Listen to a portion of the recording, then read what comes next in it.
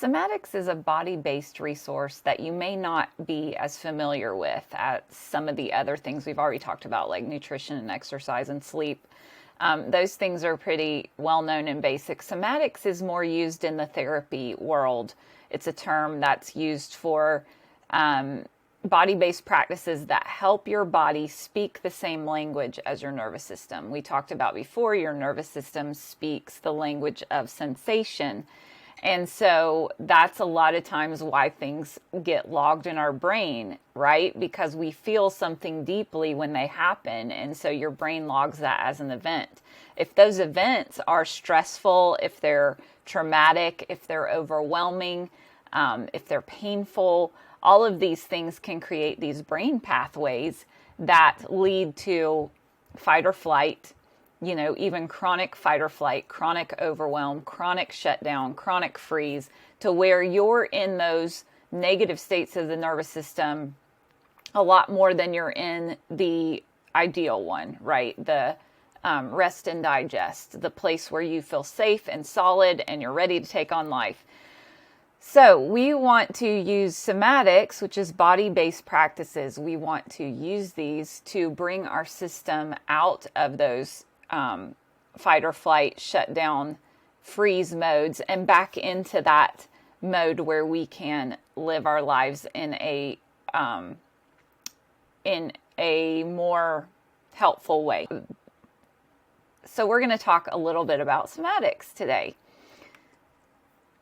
Some of the benefits of these somatic exercises and movements, which, by the way, somatic just means pertaining to the body. So it's talking about the body as opposed to the mind. A lot of time in mental health, we get stuck in that idea that everything we need to do for our mental health is mental. But somatics are something we do for our mental, emotional health that is actually body-based. And so that's why they call it somatics, because it's more focused on the body as opposed to like cognitive therapy, those mind-based resources that we have. This can help with different things in just normal life, though, different things that we deal with on a regular basis with chronic stress. If you look here, tension headaches, joint disorders of the jaw. A lot of times we will hold a lot of tension in our jaw, in our shoulders, in our neck and head. If you have headaches on a regular basis, it could be because your nervous system is staying in that fight or flight response where it feels just overwhelmed, like it cannot handle everything that's coming at it all the time. Back pain. A lot of times we'll have back pain. Shallow breathing. I know this is something I deal with on a regular basis. I will catch myself just breathing up here in my chest, just like barely breathing because I'm just waiting for the shoe to drop, right? Sciatica, a lot of carpal tunnel syndrome, joint pain, even disorders like in our feet, in our ankles, our hands, our wrists. There's a lot of places where we will hold this stress and this tension on a regular basis. And so somatics is all about going to those places that need our attention and taking care of those muscles and joints and, problems that we're having, pain. So the first thing we need to know when we're practicing somatics is these are not exercises that will work if you're going to be very hard on yourself, if you're going to get angry at yourself, if you're going to think about perfectionism, doing it right, I'm not doing it right. One of the things about somatics we have to start with is practicing patience and kindness internally with ourselves. Patience and kindness is not something that we just practice with other humans. As a matter of fact, I would say the harder you are on yourself, the harder you're going to be on other people, whether you do it to their face or behind their back in judgment, whatever the case may be. When you're judging yourself so strictly, you will end up judging others that same way.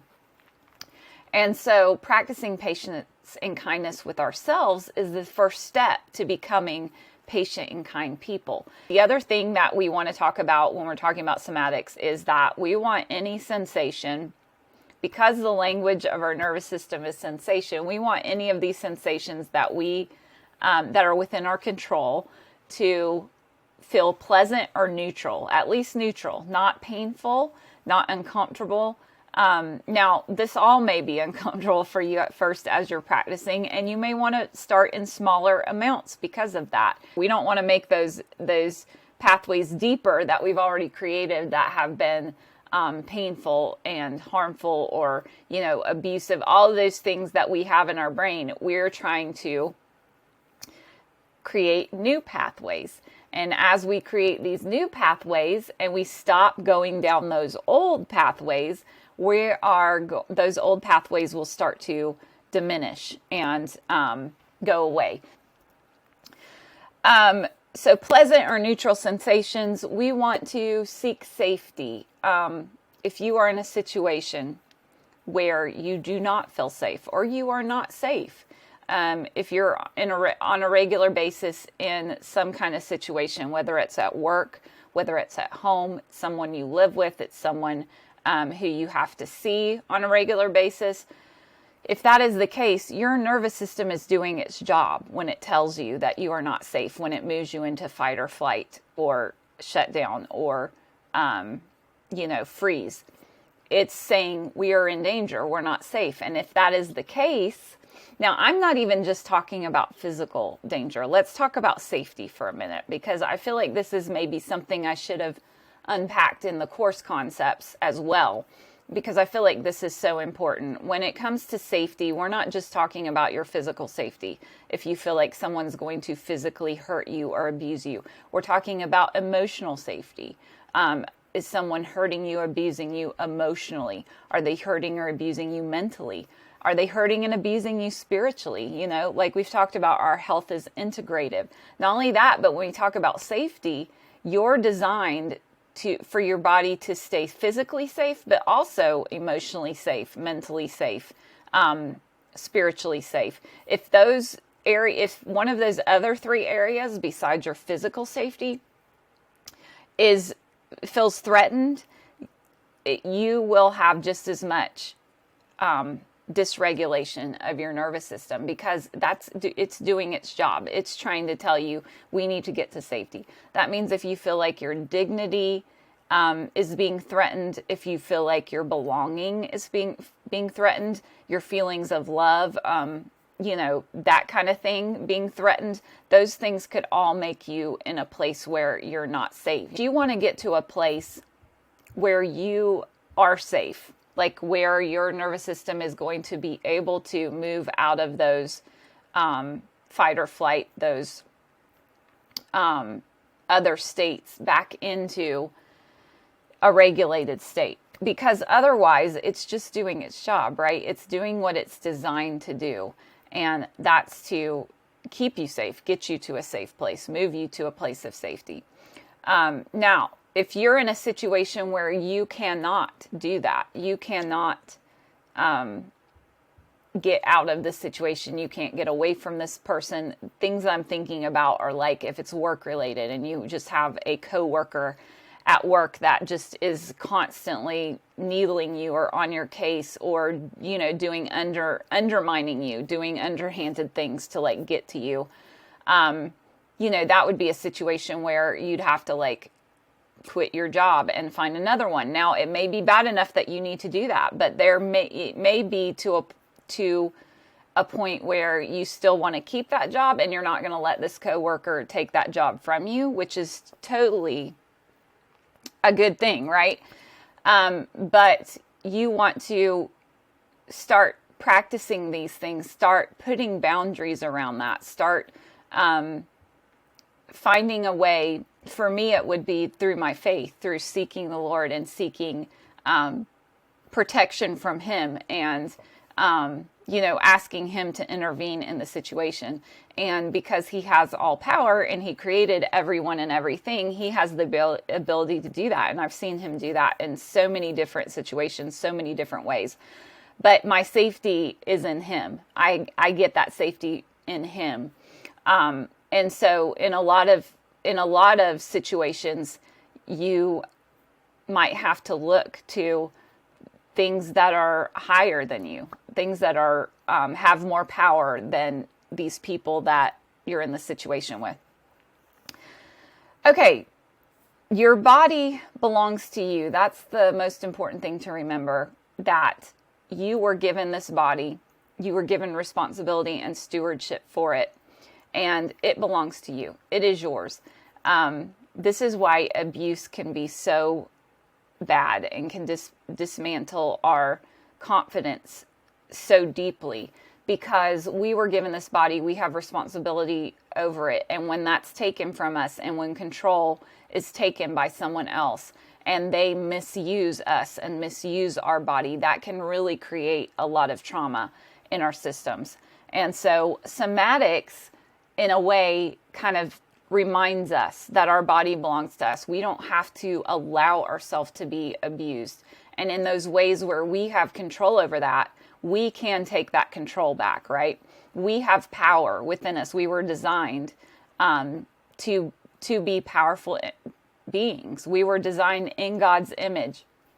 And so there is power within us. Now, humans are very, limited as well. We're very limited, but we do have some limited power, and it belongs to us, and it's our responsibility to take it and to steward it. And so somatics, in a way, teaches or reminds us of that. The last thing I want to say before I introduce you to just a couple body-based exercises is it's going to take a while for these new pathways to form in your body. You probably shouldn't expect, at least just right away, to feel different when you're implementing some of these exercises and techniques and really starting to be patient and kind with yourself. You might feel instantly, you might feel an alleviation of some of the stress, a release of some of the survival energy that you've been carrying around in that chronic stress. But it may take a while. You may have to practice for a while. You may have to give it a chance. And so I'm saying that not because this doesn't work, but because it doesn't work if you only try it once and then give up, right? Or if you try it for a while and then you're like, this is really not working. These are things proven to work in studies. I've experienced how powerful somatics can be. As a matter of fact, and I have dealt with mental health my whole life. And as I was talking about in some of the introductions to these lessons, I have struggled to find a mental solution. That's the only place that I looked for a really long time. It's my mental health, so I need a mental solution. And it wasn't until I started learning about the nervous system and how it works and how these body-based practices can speak the language of my nervous system. As soon as I learned that, it was almost like this key to unlock a lot of healing in my body and mind. And so I've experienced a lot of good things through these body-based techniques. So when we talk about that, what are we talking about, Candace? Well, a lot of times, anything that you do that's body-based, that generates pleasant or neutral sensations, is helpful for this, especially if you pay attention to how it's making you feel. The motto for somatics is to be curious. We want to be very curious about what things feel like and how they are helping us to settle in our body and moving us back into regulation out of these states of fight or flight or shut down or freeze. We want to notice how they're doing that, because every time we do, it builds that pathway in our brain, that pathway that we're trying to build. That's a safe little highway up there that we can travel down whenever we need to, whenever we want to. So some of the basic exercises, one of the most basic things that I've found that is actually really helpful is just a washing type exercise. If you make washing movements, your hands, if you just will start to move your hands around like you're washing them, and just pay attention to how that feels in your body. Pay attention to your skin on skin contact? Is it warm? Is it soft? Is it smooth? Do you feel rough places? Just pay attention to what you're feeling. Now as we're paying attention, we want to be non-judgmental. Like we don't, oh, that feels bad. That feels good. We don't want to use those judgmental words. We want to get more neutral than that. We want to stay pleasant and we want to stay neutral. So we're going to just think about, softness, firmness, words that kind of describe the sensation. And so as you're moving your brain onto your hands, it's kind of hard for me to do it while I'm talking because I'm trying to do two things at once. But you might feel in your body, you might feel some release, which would be anything like yawn. You might feel a yawn. You might just feel a settling, like somewhere in your body, somewhere in your middle. You might feel some flushing in your face. You might feel some digestive movement. You might burp, or you might pass gas. You might just have some movement in your digestion. It just is a signal that your nervous system is moving back into regulation. Anything like that is a good sign. It means that you're releasing some of that survival energy and that you're settling back into regulation of your nervous system. Now, you could do this anywhere on your body. The washing movements, like you're, in a shower. You can just, as a matter of fact, a lot of times I will practice somatics when I'm taking a shower because you have to wash yourself anyway. So you might as well be all present while you're doing it and enjoy your shower. And so just, feeling that boundary of your body. Your body is a boundary and that boundary belongs to you. And so just feeling that boundary and thinking about how that feels and just letting yourself stay very present with those feelings. Hopefully they're pleasant or neutral. Another thing that you can do is, I'm feeling all this digestive as I'm doing this. My stomach just started growling. Another thing you can do is what's called a butterfly hug. So you make a butterfly with your hands and you just put them over your chest and then you tap back and forth. And this is called bilateral stimulation because your brain, each side of your brain is having to feel these taps on each side of your body.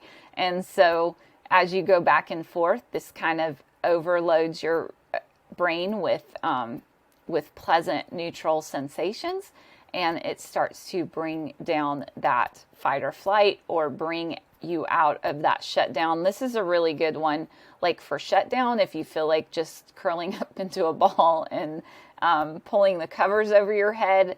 This is just a nice, calm, you're barely doing anything, but it is having a big effect in your nervous system. It's basically telling your nervous system, no, we are okay. We are safe. In this moment, we are okay. Another hug that you could do is taking your right hand, putting it under your left armpit, and then pulling your, wait, do I have that right? I always do this backwards. Maybe it's your, one of your hands, take whichever one feels best, under your armpit. And then the other hand will go on your arm, upper arm on the other side. And then basically you've got yourself in like a hug. I actually think it's the right hand. That feels better for me. But if the other way feels better, do it the other way. But this is basically a containment hug that, just signals that you're safe to your body. As a matter of fact, if you think about it, when we're young, when we're children and we get hurt, the first thing that our parents usually do, if they were wonderful parents, they would run and hug, right? They run and hug and comfort because that is showing your nervous system. They don't know this is why, but this is how it's designed, to show that child's nervous system that it's safe. And then once the nervous system feels safe, you can much better deal rationally with any type of injury or wound. So this would be the containment hug, the butterfly hug.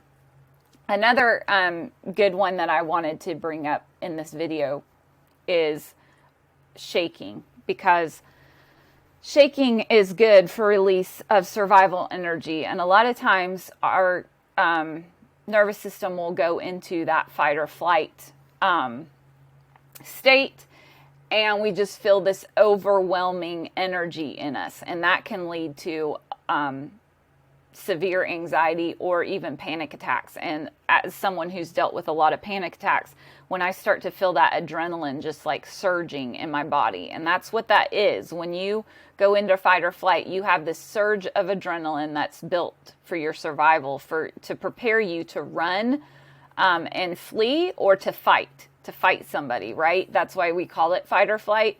And that survival, that energy has to have somewhere to go. If it stays in your system, it's just going to keep churning around in there and triggering, anxiety and panic. And so sometimes if we will just shake, you can shake your entire body, you can shake just your arms, your hands.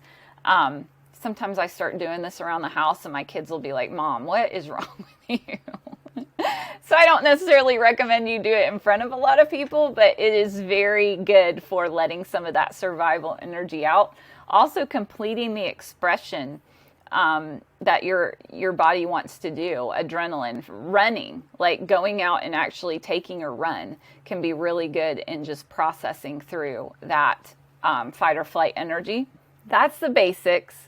And if you have any questions about this lesson, I know it can be this.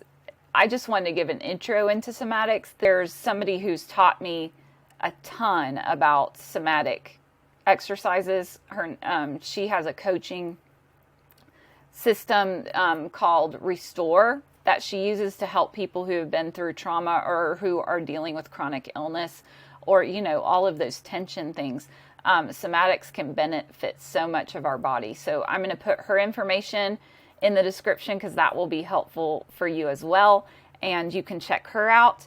And we will move on to the next module.